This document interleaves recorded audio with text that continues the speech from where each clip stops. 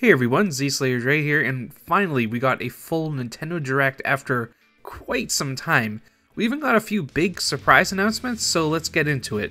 First off, there was somewhat of a mixed reaction to the Direct. A lot of people felt like it was kind of lackluster. I'm kind of in that camp. There are a few things that I think are actually pretty exciting, but for how long it's been since there's been a Direct, and considering there's really no major game announced for the end of the year, although it's probably going to be Pokemon, Nintendo needs to start announcing stuff because it's looking like a pretty bare bones year.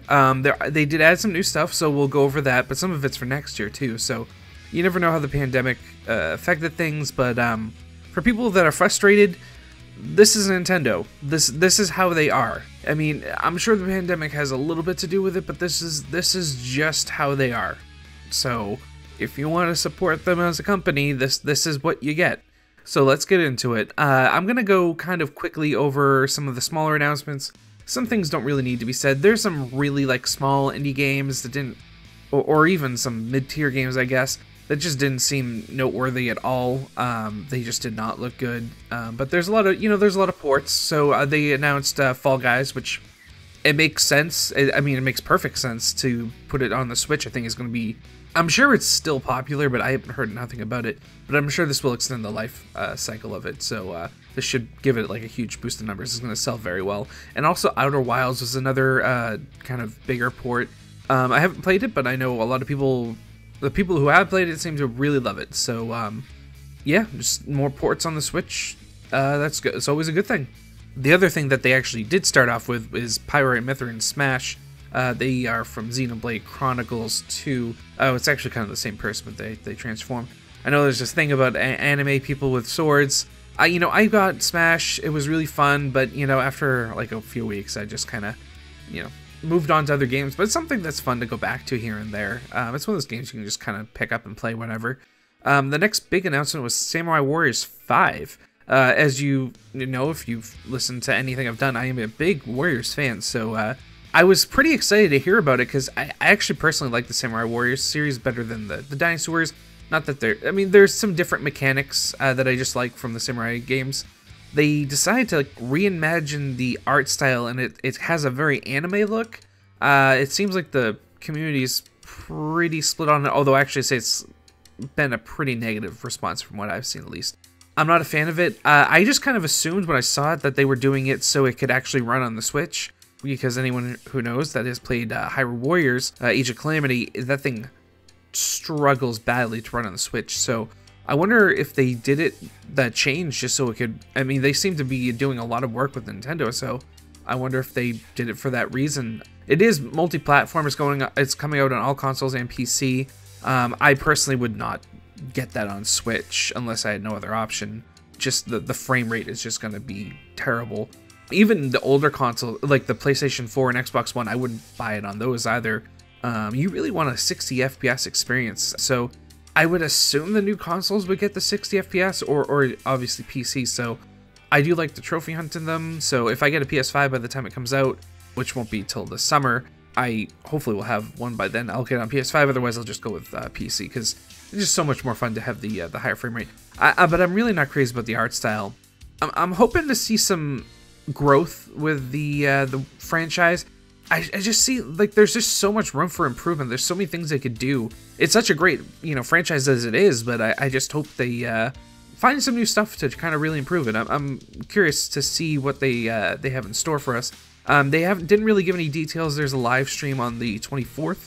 I'll probably do a video about that as well because I'm again a big Warriors fan. So yeah, we'll have to wait till we can till I can really say if it looks good or not. Coming up next, we had Legend of Mana Remastered, and there's also Saga Frontier Remastered. It looks like Square Enix is kind of just going all in on the Switch for, doing kind of older JRPGs. I'm all for it. I love it. I actually have a ton of JRPGs on the Switch. It's great. It's so perfect for them. The Legend of Mana series, it must be selling well because I feel like they've come out with a ton of they had the collection of the original games from the NES and SNES, or they might just be SNES, I'm not sure, but then they did kind of a remake of them as well, and now they're remastering some of them too. So like you got kind of 3 versions of the same game. I keep like seeing them and I keep wanting to buy them. At some point I will. They look really fun. Maybe I'll pick this one up. And the Saga Frontier looked really good too. I have not really heard much about it. I'm definitely going to look into that one. That could be fun also. Next up, we had Monster Hunter Rise. We already knew about this, but we saw some kind of a longer trailer. That's coming out March 26th, so that's pretty soon.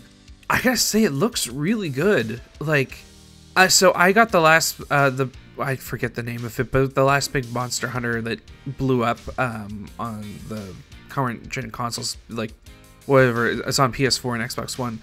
I did not like it. Like, I really didn't. Like, it had all these cool systems in place, and, like, I loved the progression system. The one thing that killed it for me, though, was the combat, and it's bad. It's, like, really bad. But everything else about the game is awesome. And when you, like, see people play it, it looks like so much fun. But then you get to play it yourself, and the combat just isn't there, which, it just sucks because everything else is so great. Like, I think, like, the monster designs, like the idea of hunting monsters, like, I think it's a really cool franchise, but the combat just needs, like, a drastic improvement.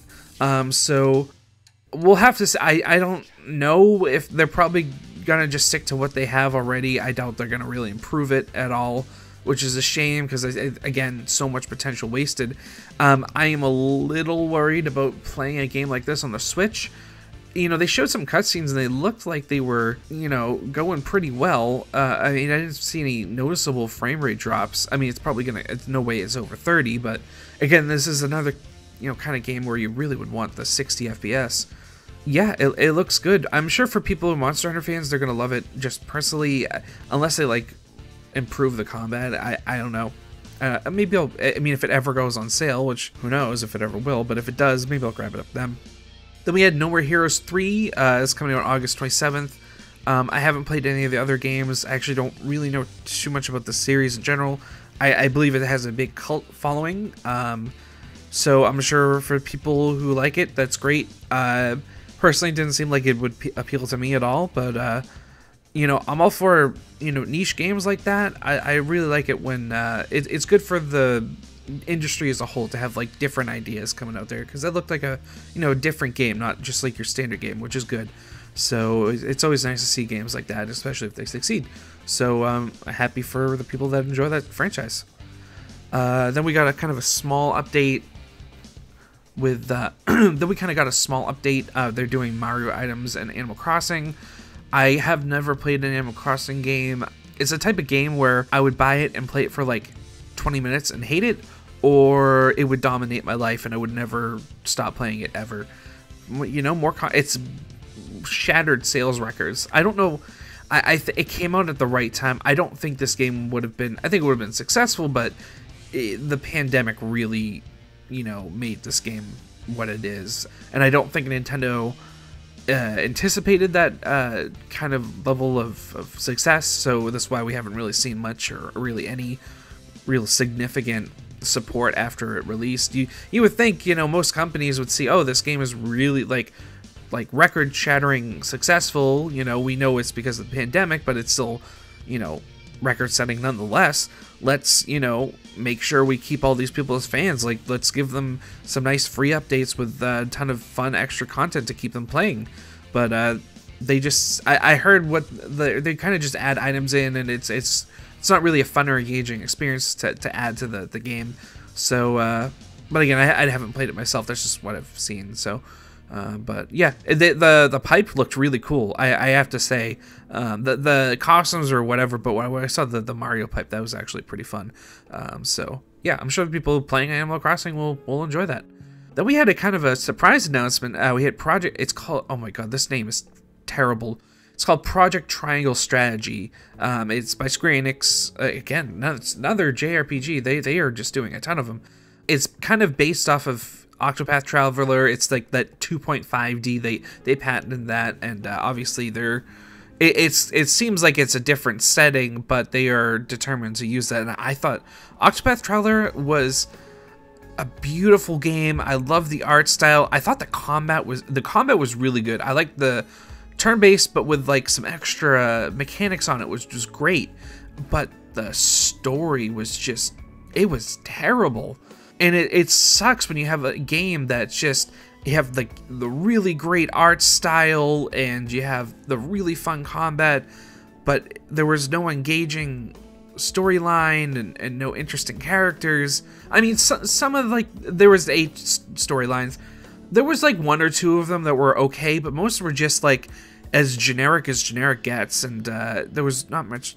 I don't know, there really wasn't much to the story. I think it seems to be a problem with them. They seem to get the art style and the gameplay down, but just they need a new team of writers or something.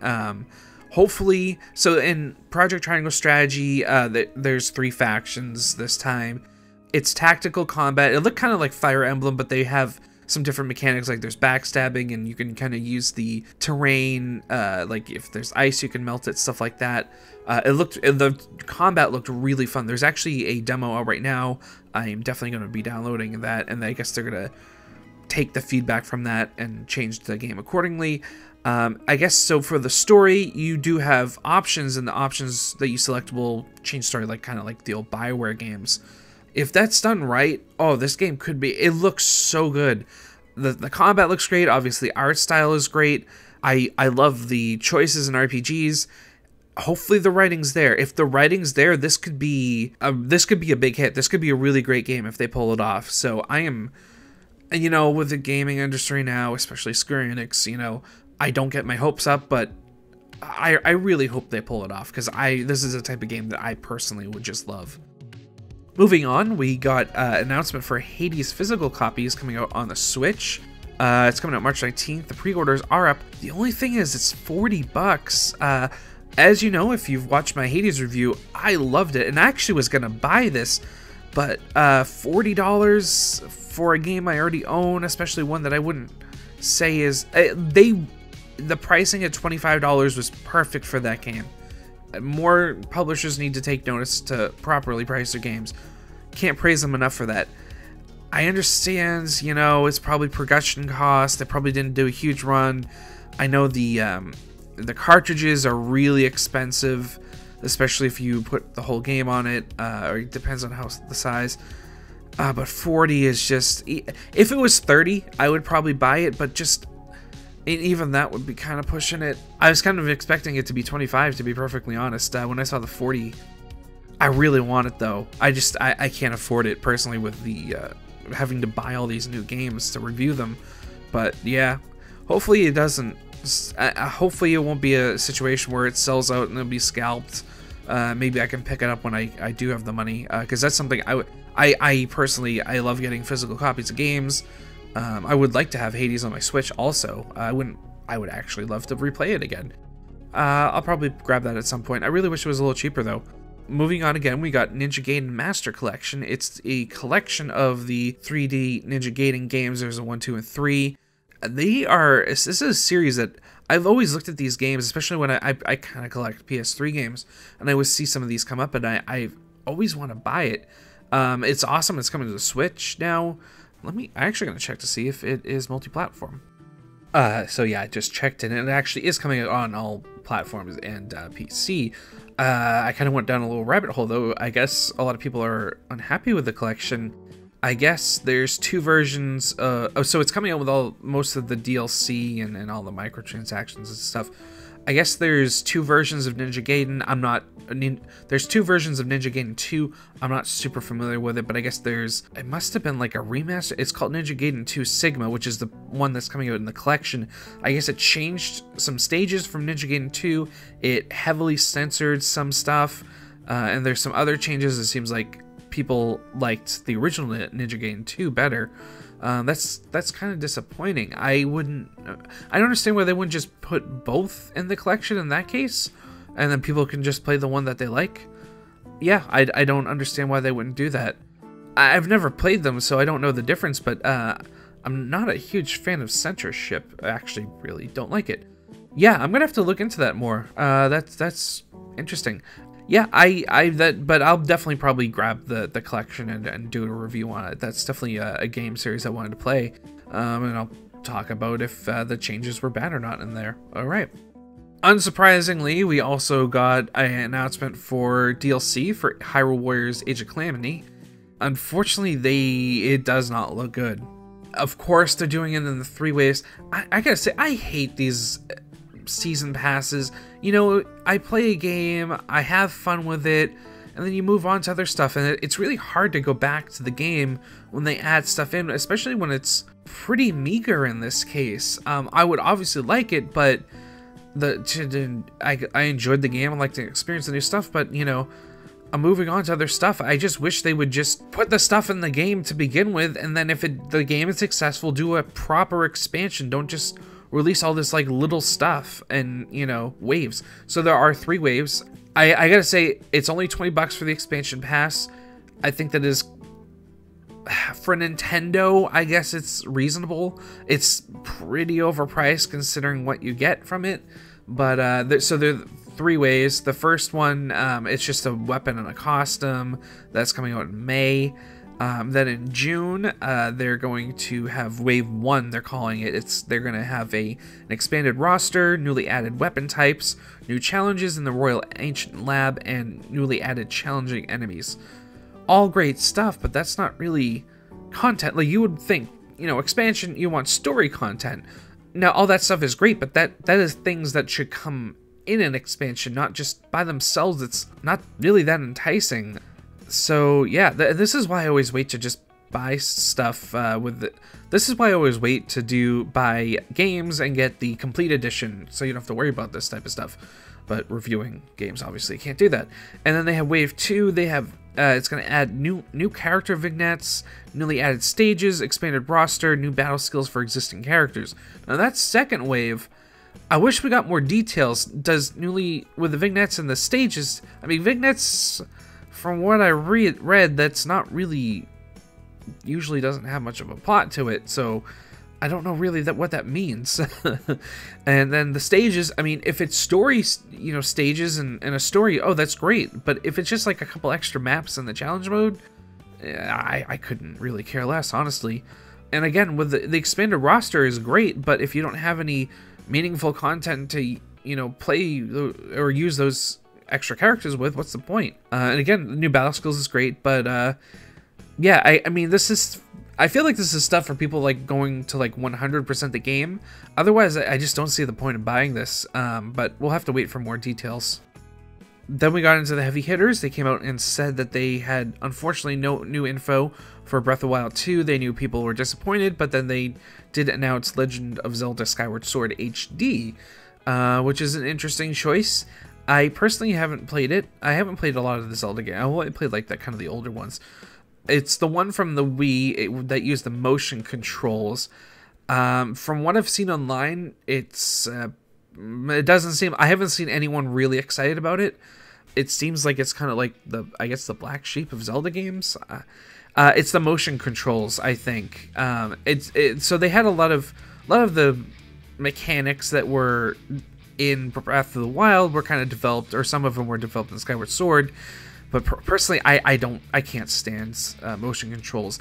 They did add, for when you're in handheld mode, you can use the right stick. It's looked really awkward, but you can kind of swing the sword with the right stick. Hopefully you can also do that with just a Pro controller, because I am not doing motion controls. And unfortunately, it's $60. It is absolutely not worth $60. This is a massive problem with Nintendo.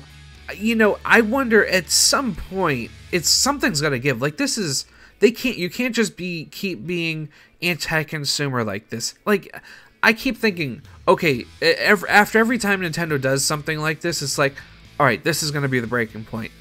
Okay, I guess not.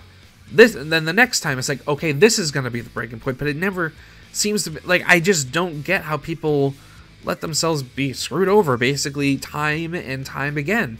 I understand nostalgia sells, but at a certain point, you know, and to see a lot of people are angry about the pricing, but they still buy it anyways. So, you know, I'm not buying it. $60, it's just not worth it for me at that price. This is $15 or less, I guess. I mean, it's a Wii game. It's not it doesn't seem to be a particularly well regarded Zelda game either. So I would like to review it, but I'm not paying that for it. So yeah, but I mean, people who enjoyed the game, you know, it's great that it's out there for them, but at this price, yeah, that's kind of a real big disappointment. So yeah. And also, I don't know what's going on with Breath of the Wild 2, but it looks like it might be in like development hell. I mean, from what I've seen, they've been working on it for a very long time, and you can only use the pandemic as an excuse for so long. I mean, everyone's been dealing with this. We've had the time to kind of adapt, and it looked like it was already having problems beforehand, and now, I mean, it might be like a 7 or 8 year development cycle, which can be fine if you have a good direction and a good director. But if they don't know, if they keep changing stuff and they're unsure of things, then I'm sure they're going to release a polished product. I think even Nintendo knows that the follow-up to Breath of the Wild has to be as good as it possibly can be. So I think they will wait until it's ready, and it's probably going to be a while. They said they will share more information later this year. At this point, I don't know if they'll release it. It might be the next year's big release, because there's the Pokemon Diamond and Pearl remaster rumors, so those will probably be the big game this Christmas. So yeah, hopefully the Breath of the Wild 2 is going on. Hopefully they figure it out and actually release it. I know a lot of people are looking forward to it. And finally, we had Splatoon 3 get announced, which was weird. I haven't played either Splatoon games. I've been meaning to buy Splatoon 2. It looks fun.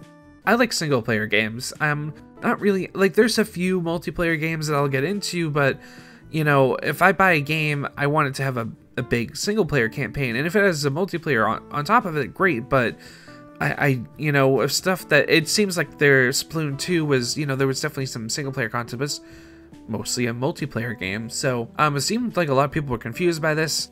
You don't know, why wouldn't they just release DLC for Splatoon 2?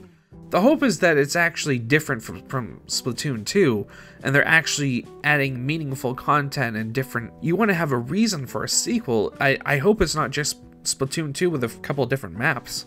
So it started off looking like kind of like a single player game. They showed like a character customization thing. They're kind of like walking through the desert.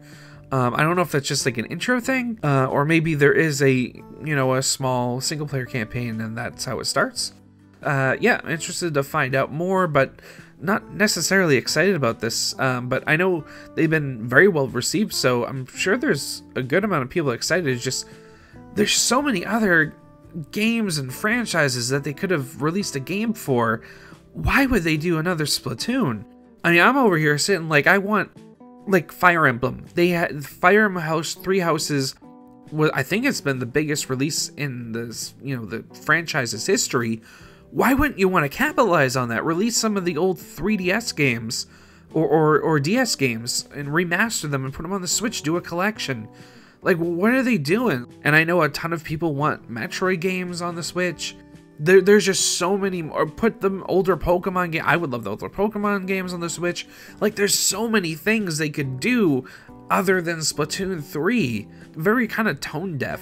Nintendo is like, sometimes you think they know what they're doing because they know how to exploit nostalgia. That they definitely know how to do that through and through. They can exploit nostalgia like no one else.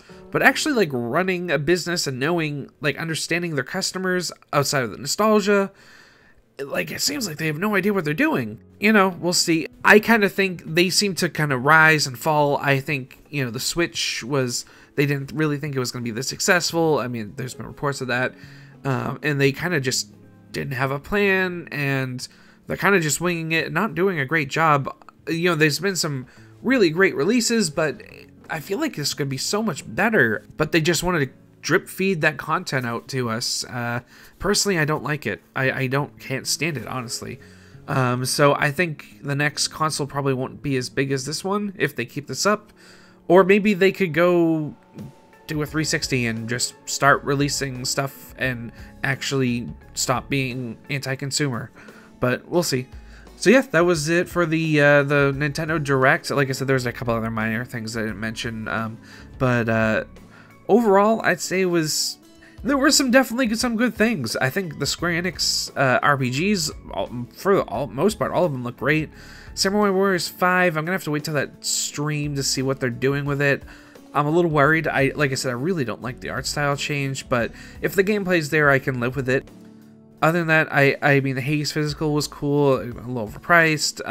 Ninja Gaming Collection, definitely will check that out. And, oh, I forgot to mention Mario Golf. Yeah, Mario Golf is coming out. Looks fun. They have a speed golf mode where you basically just rush to the hole so you can just keep hitting it. You don't have to wait in turns. It looks pretty fun. I'm hoping there's it said there was a single player campaign. I'm hoping it's not just some like stupid little thing. I hope they actually like make it an actual story, because that would definitely draw me in. But we'll have to see when they give us more info on it. So anyways, thanks so much for watching. If you haven't yet, make sure you're subscribed to the channel. I have a BlizzCon video probably coming out tomorrow, and I do have a few more reviews as well. Altair Ryza 2 will be coming out next week sometime. I just finished the game, although I am platinuming it, so I just have a few more things. I'm basically done, so that should be just coming out in a few more days. Also, make sure you hit the like button, and thank you so much for watching. I will see you all in the next video.